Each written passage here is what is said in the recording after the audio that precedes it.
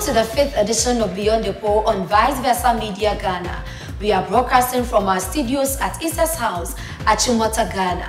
In this month's edition, we are excited to share inspiring stories, thought-provoking discussions, and impactful achievements. Here are the headlines. As the world marked International Youth Day on 12 August, we share the achievements of a young visionary CEO who is pioneering agricultural enterprise and making impact in his community.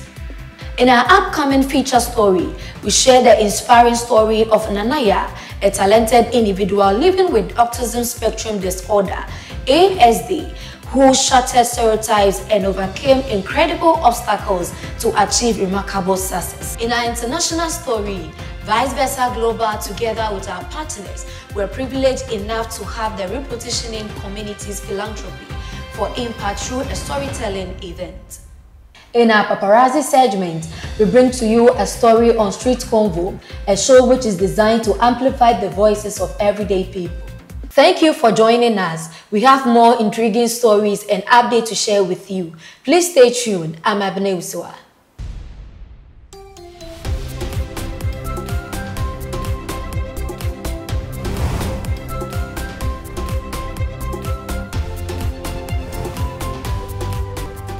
Welcome back. This is Beyond the Pole on Vice Versa Media Ghana. We begin with International Youth Day. In commemoration of International Youth Day on August 12, under the theme From Cliques to Progress, Youth Digital Pathway for Sustainable Development, we shine the spotlight on Michael Kwaku Boateng, a 32-year-old trailblazing CEO of TVET Farms. Meet Michael Kwaku Boateng, the visionary CEO of TVET Farm, who is transforming the agriculture sector with a groundbreaking approach. He's not just focused on traditional farming practices, but also fixated on making agriculture appealing and accessible to the younger generation. He shares his story to self-discovery, which ultimately led him to dedicating his outfit to pioneering innovative solutions for the agriculture industry. Okay, so it all started when I completed SHS and started doing a couple of jobs like insurance, and I realized my own passion is always after farming. So when I came to Accra and I completed SHS, in the middle of doing, corporate work, I met 3 friends, and they were all telling me where they are at in life. Some said they were in the uni. The other guy said he was a mushroom farmer, and he started giving me some few ideas about mushrooms. So that was when I decided to say, okay, if I love farming in the village and now I'm in Accra and we can actually grow mushrooms, then let me try and start something on my own. After discovering his passion for agriculture, Michael Kwaku Boateng sought to make a meaningful impact by bridging the gap in food security and employment. To achieve this, he founded a mentorship program dedicated to nurturing and empowering young individuals, equipping them with the requisite skills and knowledge necessary to thrive in the agricultural sector.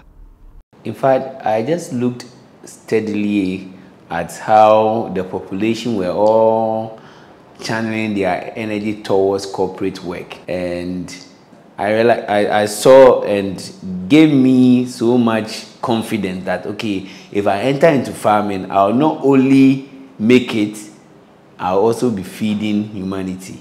The visionary farmer employs the use of theatrical songs, rhymes, and drama to engage primary school pupils in his mentorship programs. Praying about them, they said, well, I should look at how kids behave and how they assimilate information. So, like for instance, if I'm talking about agric with a student as low as KG, I go like, oh, do you know that the food that you eat, the food that mommy gave you, you can grow it yourself? Say, hey, really, I can grow it myself? Then I start knowing something like, don't do copy, don't do liar. Using the day-to-day activities and how they play around, I studied it for some time. So when I send an information to a class 1 student, it becomes like a stigma, a virus. it takes over their body and they can never forget it till Jesus comes. This, he believes, will ensure children develop a lifelong desire for farming, ensuring a brighter future for generations to come. In our feature story, we share with you the remarkable story of Nana Yaa, a talented individual with autism spectrum disorder who has shattered stereotypes and has overcome incredible challenges to achieve success. Despite her condition, she's determined to become one of the most inspiring humans on earth. Nana Yaa has turned her life around with the support of her family. Her mother, Madam Mrs. Mary Amuakofo, shared with us about Nana Yaa's childhood and her experience growing up with autism. Nana Yaa was born in 2003. Pregnancy and childhood was all right. She walked at 1. She started saying a few words before 2 years. But we noticed around 3 years that the few words that she had, she stopped saying them, such as bye-bye, mama, water. So we got a bit worried, but we didn't know it was, anything medical. And so we enrolled her in school. We actually went to hospital between age 3 and 4. And then we were advised to enroll her in a mainstream kindergarten, and that, she will start talking. And so we did that before age 4. Age 5, we noticed she was still not talking. And then she was also very hyperactive. In other words, she couldn't sit at one place. But finally, at 6 years, we finally got diagnosed that she was on the autism spectrum. Yes, so we didn't know anything until she was around 3. And between 3 to 6, we were going around looking for, interventions and support for her. But we don't know why she was not talking. So finally, when she was 6 years, we got official diagnosis that she has autism. When Nana Yaa was diagnosed with autism spectrum disorder, the family initially reacted with shock and denial because it was unexpected.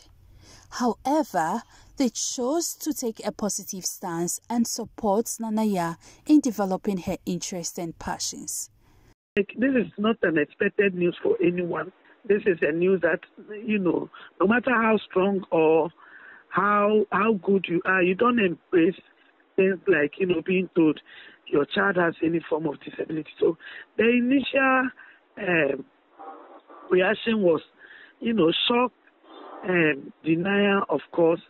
But sometimes also when you learn about other people who have children like that, who are doing very well, it gives you some level of hope. Yaa has a lot of sensory issues. Some of the children on the autism spectrum have sensory issues. Here I am trying to hide the onions in the food. Now, accidentally, she took one, and look at what is going to happen. And imagine, people with restaurants cook with onions all the time. Now, observe this. Because there was a cut-out onion in the food, and she mistakenly put that in her mouth. Now, look at the reaction. Music was a strength for her. And we used that to teach her a lot of songs that had, things that we wanted her to learn. Maybe, this is the way I brush my teeth. Songs like that with the intention of teaching her because we noticed she loves to sing.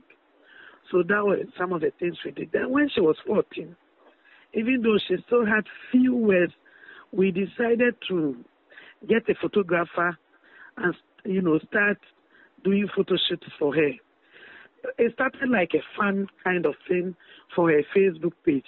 But then along the line, we used that as a form of learning to also bring her into the public domain that, it is okay, she's different, she's not talking, she's not able to do a lot of the things we expect of her. But, she's not any less than any of us. When she turned 16, we started a vocational training school for young adults like herself on the autism spectrum. And so we started teaching her some vocational training skills, such as, washing plates, eating by herself, learning how to swim. And then through that, we noticed she was making some progress in her own terms. Somewhere about a year ago, we were approached by Kempinski that they've seen the good work that Clicks Africa Foundation is doing, and therefore they want to partner with us as part of their corporate social responsibility. So in that, they selected 3 young adults, and they were allowed to take some days, let's say 2 days or 3 days, throughout the week to work with either the laundry department, because we also noticed that these were areas that they can easily excel. This is, I think, 6 months that she started working. And so far, so good. She's doing very well in her own terms. She's being supported very well by the staff at the hotel. And she also goes in twice every week with her facilitator or caregiver. Through self-identification and determination, Nana Yaa has made her family proud and serves as a shining example to others with similar conditions. She proves that disability is not inability. On World Humanitarian Day, it is important to shine light on the remarkable women who exemplify compassion, bravery, and strength. One such extraordinary woman is Florence Maame Christiana Hagan, a highly respected lawyer and a dedicated member of Rotary International. Her unwavering commitment and tireless work has been instrumental in transforming the humanitarian landscape. She has not only played a crucial role in assisting in disasters, but has also been a driving force in empowering marginalized communities to rise and thrive. For me, becoming a Rotarian meant that I now had an opportunity not only to give back, but do meaningful things in my community, as well as engage with a family of 1.4 million Rotarians worldwide. Rotary has encouraged me. You are part, like as I said, you are part of a family, and you know that as a member of a family, you have a responsibility to do good, to help others. And that is something that is crucial to our existence. The fact that I have a good place to live, right, does not mean that I must forget about the person who does not have a good environment in which to exist. The fact that I've been to school does not mean that I should leave out the young children. We should be able to help them to read, able to help them also aspire to achieve their goals and their dreams. That for me has been inspiring. And Rotary is organized, So in one organization, you have structure, right? And that helps. That helps tremendously, because it's not that everybody is doing everything and anything. Rather, what you can see growth, you can see development, and you can see the results of the efforts. And that, in my estimation, is more valuable than anything. You can do one project, you can donate to a school, but if you go to the school, you plant trees with the children, you engage with the children, you do reading clinics with them. Rotary has a program called the Rotary Youth Fellowship Awards, where we take young people and we teach them team building and leadership skills and exercises. And the youth are our future, And if you can nurture and instill in them these basic principles of service, of caring for one another, can you imagine the world that we live in? Mawusi Awity's legacy is defined by her dedication to aligning the technical and vocational education training sector, TVET, with the United Nations Sustainable Development Goals, SDG 4 and 8, which focus on promoting exclusive and quality education and fostering sustainable economic growth. Today marks a significant milestone in my career as I bid farewell to an institution that has been my home for many years. The staff of the Ghana TVET service read their brief saying Mawusi Awity was not just being a boss, but true mentor and a guiding light to their personal lives. They said her door was always open, and not only for work matters. It's a small book which punches way above its weight. I would like to sincerely declare the book duly launched. I've written the story for people to read and for them to know that they can make it. They can make it. Everybody can make it. In our international story, we now cross over to our studio in Nairobi, Kenya, where my colleague Brenda is on standby to give us details. Thank you, Abina. So we all know that in the ever-evolving landscape of information, it's undeniable how stories and narratives hold immense power to influence our perceptions and change the way we view the world. As Vice Versa Global, together with our partners, we were privileged enough to have the Repositioning Community Philanthropy for Impact through storytelling event here in Nairobi, Kenya. And this is what happened. After a delightful breakfast, the first session kicked off with welcoming remarks and context setting from our partners. It's not only about discussing about community philanthropy, but it's also about rethinking how we tell storytelling for impact and how this actually influences our work to show the significance of our efforts.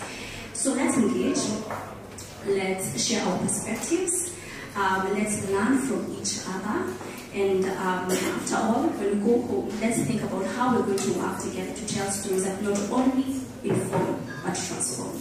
Wherever we live, the issues where we live, the challenges that we may face, even for those of us who live in Nairobi, we could be living in an estate where the challenges around access, the road, issues of water, issues of power. So how can we be able to use our voice, use our collective action to bring change? Are we able to demonstrate, one, our contribution in the national development process? And one of the ways through which we can make that demonstration is through telling of stories. Is by practically showing that this is what we are doing at the community level with the organizations in the grassroots, and this is our contribution. And so the relevance of the meeting today. We really need to have an enabling environment where communities in all the diverse groups can engage in a very manner that both the state listens to, respects, but also appreciates the efforts of the civil society, as he has just mentioned. So for us, we look forward to partner with government and civil society to ensure there is a very enabling civic space that people can be able to speak freely, people can be able to assemble, people can be able to engage, people can be able to be even involved in the local challenges that are within the communities. There is power in telling your stories. So let's continue to leverage the power of media to change the narratives. That's it for the international news. Back to you, Abina. Thank you, Brenda. Up next is paparazzi segment. Nana Yaa is on standby in Studio B. Nana Yaa, please take over. Thank you, Abna. Welcome to another exciting edition of the paparazzi segment. Just like we always do, we shed light on very interesting episodes which were featured on our flagship programs. And our first highlight for today is Street Convo. I have with me in the studio my co-host, Jude Bachman. Hi, Jude. Hi, AJ. How are you doing? Oh, I'm good. How about you? I'm fine. I mean, what has been your overview of our programs this month? For our programs this month, I think it's been great. I think it's been great. We've had some insightful conversations with people. They've also given really great feedback, and I think overall it's great. Okay. What has been your highlight for Street Convo? I guess you know what I'm going to say. My highlight for Street Convo will always be Wachi versus Gobe. Because I mean, I always say that if you want to know Ghanaians, know their food. Ghanaians do not play with their food, especially with those two. And those two, it's ironic that there's a war going on against them, knowing how similar they are. Yeah. So for those of you who are wondering what Gobe and Wachi is, Gobe is basically made up of beans with palm oil or any edible oil, and we usually take that with either plantain or anything kaklo. While Wachi is made up of rice and beans, we usually take that with any protein. You could take it with eggs or chicken. What is your favorite? Shout out to the Wachi Warriors, you understand? Sorry to go away, but unfortunately, Wachi takes the crown. Wachi takes the crown. So at this point, I feel like we're being biased. Let's listen to what people think about the Wachi and Gobe war.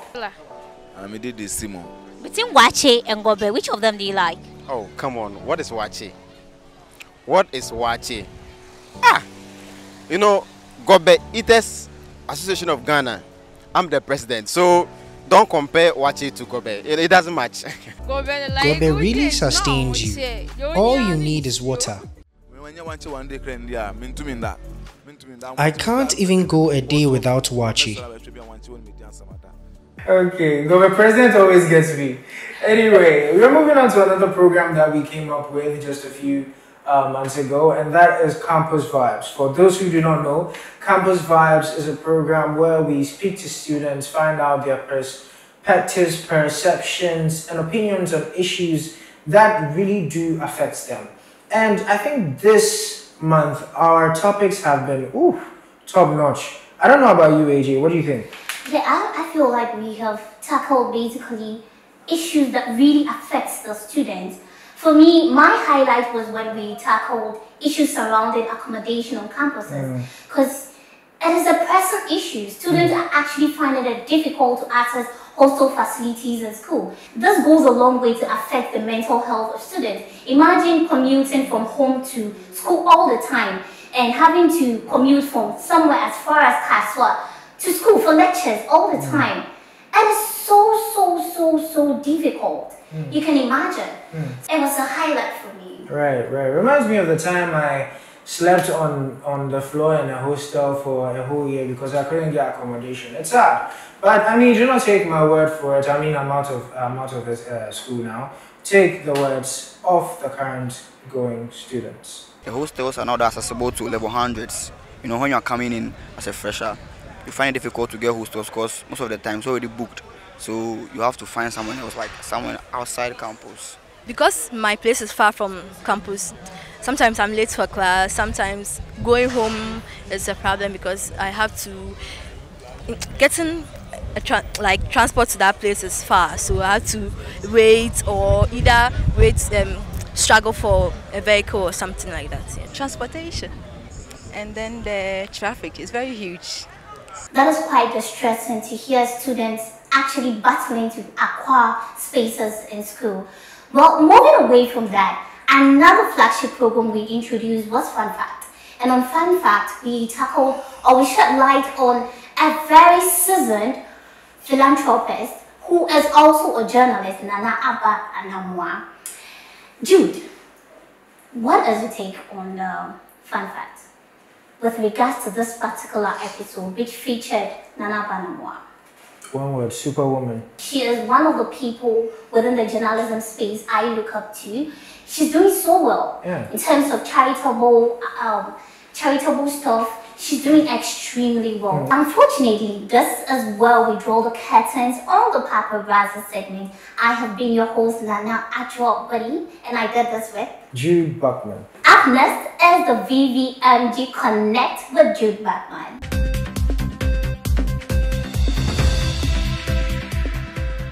All right. I believe you've had a really wonderful segment today, and it's time for VVMG Connect. Now, VVMG Connect is where we connect with our followers, our viewers, and everyone who's affiliated to us here at Vice Versa Media Ghana. We just want to know what you are thinking in our comments. Now, I have some comments that came underneath our video, and Campus Vibes, we spoke to students on campus, find out what they're thinking, their perceptions, what they think of the issues affecting them, and we asked them about sports. Should universities prioritize sports? And this is what they had to say.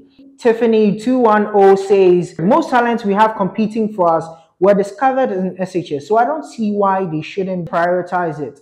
Okay, we have Samuel saying, hey, why not? We don't have the facilities to have our own Project Mbappe. I believe you. I also want my own Project Mbappe, but our facilities down there. All right, so we are moving on to Street Convo. Now, Street Convo, as I said in the paparazzi segment, is my favorite of all time. My favorite topic that we spoke about, Gobe versus Wachi. Now, we have comments coming in from Amina saying, Gobe is food for men and ladies eat Wachi. I mean, are you saying that I'm a lady? No, I mean, I love Wachi. Go back. Anyway, let's go. All right, now we have Mahmoud, and he says, the guy who said he was the Gobe president, who said he was the Gobe president is very funny because I am the Gobe president. I don't know if we should have a debate to settle this. But anyway, that is all we have for you here on VVMJ Connect. My name is Jude Buckman, and over to you, Abena. Interesting comment. Thank you, Jude. And that's how we wrap up this month's edition of Beyond the Pole on Vice Versa Media Ghana, reporting from our studios at Ise's house at Chimota, Accra, Ghana. I'm Abena Ewusiwa. Thank you for joining us. Until next time, stay informed, keep exploring. Goodbye from Vice Versa Media Ghana.